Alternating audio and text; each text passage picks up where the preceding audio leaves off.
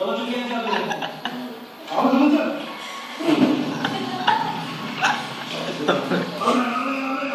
Bunu da böyle bir burada oturamam. Beni yapma. Vallahi çok güzel. Ben yaptım. Nasıl yaparsam öyle yap. Geri gidiyorum. Var diyor bak. Ya midem bulandı. Aha bakar. Gel.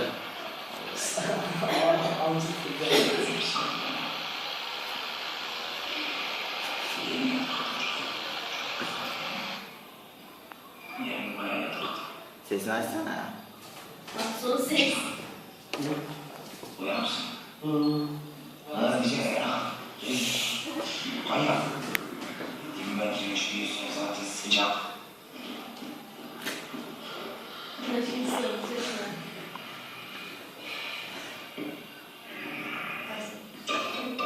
Hayırdır işte ya. Ne yapıyorsun ben?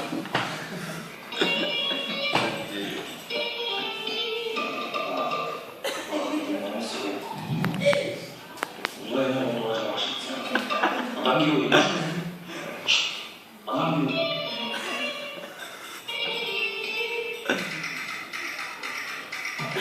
Ha